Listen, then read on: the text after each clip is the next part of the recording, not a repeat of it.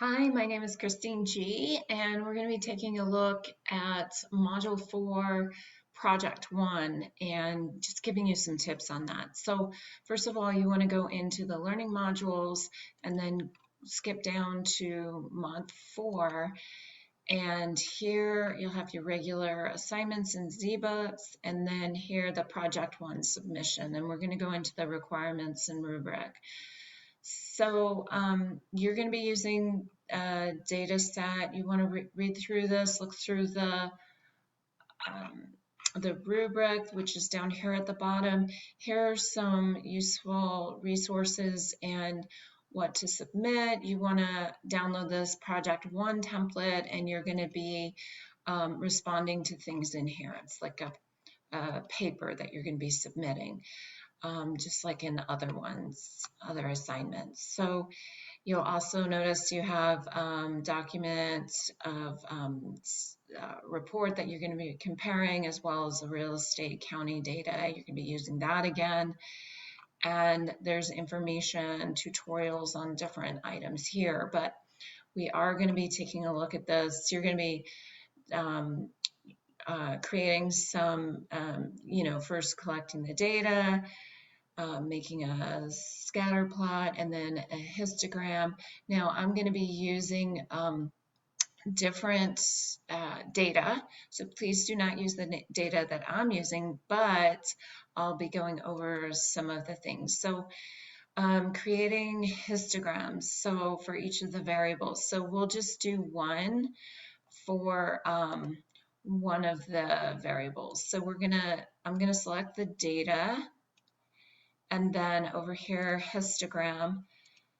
And the histogram breaks things up into bins. So the first bin is between 2.1 and 4.5. And you can see if we counted these data points, there are 6 of them. And we see that in this chart. And then this one has 8. And this is the percent of calories from animal fat consumed.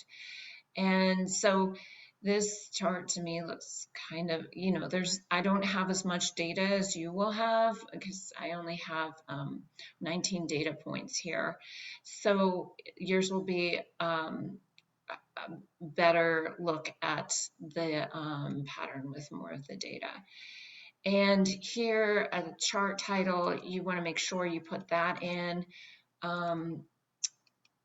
You've always got to label your graphs and charts. So you can just copy and paste it. And then also you want to label your x-axis and your y-axis. So you can go into the chart design tab and then add chart elements, and then you would add the primary horizontal axis and, oh, I went in the wrong one.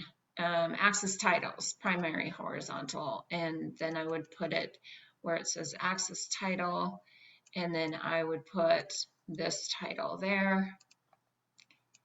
And then this is a frequency chart. So on the y-axis, I would probably just put frequency, and you just go into, again, in the chart design, looks like I did something with the axis, so I need to have those numbers back there. And then you would do the chart, the axis title on the vertical, and then put in here frequency. So that's how that would all work. And then you want to make sure, you're following the directions. The next thing is you'll have 2 histograms. So I only did it for one of the data sets, but hopefully you get the idea. And then the summary stats, mean, median, and standard deviation for the 2 variables. So what I would do next is just go ahead and I think I'm going to get rid of this first. Let me just delete this so it is not in our way. Let's see, cut, and then I'll hit there we go. Okay, so now here I've selected the data, and we want to do the descriptive stats. So here, descriptive stats, I went into the data analysis tool pack, and then click OK. And then I already have my data selected. So both of the variables have been selected and they're in columns. And then I have an output range.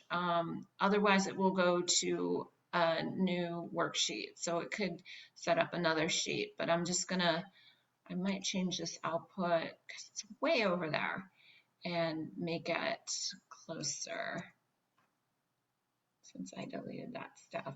Okay, so now, and then make sure, click the summary stats box, make sure that's checked, and then woo, we get tons and tons of information here. So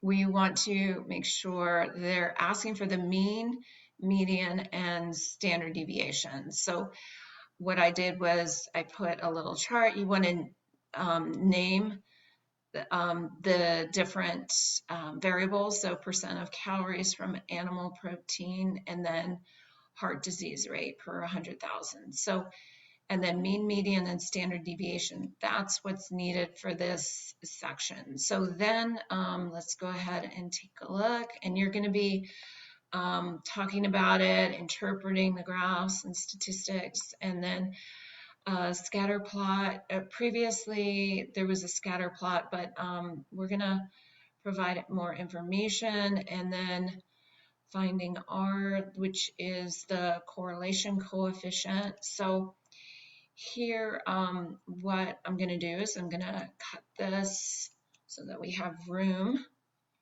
And then, oh, I don't like these lines, so I'm going to get rid of those by doing that. Okay. So now, as far as a scatter plot, we're going to go like this and then insert. And then here on the charts, the one that's scattered would be the scatter plot one. And again, we're going to have to name the chart and with our title and then the variables. So here we go into chart design and then add chart elements. So we're going to put the axis title, and I'm just going to grab for the X variable. Awesome. What did I do? If you make a mistake, just click this thing up top in upper left and it undoes the mistake. So in case you don't know that, I'm just trying to select this and it's going crazy with me. So here we go. All right, I need to select that. And then here, oops, it's not cooperating. There we go. And then over here, we're going to label this one as heart disease rate per 100,000. So you want to label all of them. And then also it asks that you, let's see, I believe, let's see, trend line. It wants the trend line or the linear regression line.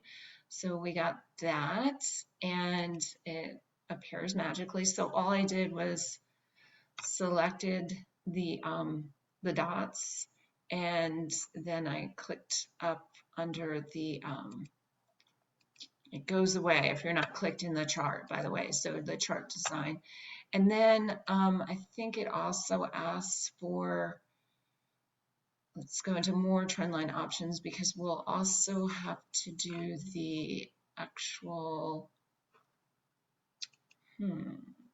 I know that I've done this before where it puts the, okay, here, the trendline options, and then we want display the equation on the chart. So here we have our nice equation and we can use that. We also need to get the correlation coefficient. So I'm selecting this data and going in here and then into the data analysis tool pack, and then we're going to go into the regression, and that would also give us the information that we need. So we got to make sure Y is these variables, these values, there's just one variable for y. And then x, that looks right, A3 to A21. Okay, and then the output range, let's go ahead and clear that out and make it closer. I wish I could delete that one, but we'll make it right here.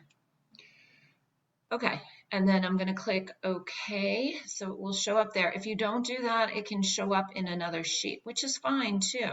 So whatever you prefer. So now I've got all this really cool data about the regression, and I'm going to go ahead and let me get rid of the, well, I'll just leave it there because it's kind of related. It is related. And we can see that the trend here, as more percent of calories from animal protein increases, the trend is that it does, in fact, increase the death rate per 100,000. So for men 55 to 59 across 20 countries. So now we're looking at, this is our correlation coefficient, the multiple of R. And this number, we always have to double check with the slope. And the slope estimate is down here. And we can see it also here on in the, let me see if I can make this bigger so you all can see it better. Let me see, I'm going to make the, okay, so this is the slope, it's just rounded off. So it is positive, and we can see this is called the slope estimate of the simple linear regression. So this is positive, so this would be our correlation coefficient. And right here, we can see this is pretty strong, like the pattern, and the correlation coefficient tells us that as well. And then also you're going to be looking at this number, R squared, and interpreting that. So this is about, well, I'm not going to go into the details. It's in the reading and everything like that. You can review that. This is the y-intercept, and that's where this trend line would cross the y-axis, and that would be down here, which would not make sense to use this prediction, this regression analysis in numbers that don't make sense, like a negative number, but that's where the graph would hit. So in real life, we wouldn't look at something that was below this regression line in negative territory. It wouldn't make sense. So anyway, I think that is it. Let me take a quick look. Yeah, you're going to be the strength of equation, all of that, and then summarizing. So if you need any help, please feel free to reach out if you have questions or anything like that. And thanks so much for watching. Take care. Have a great day.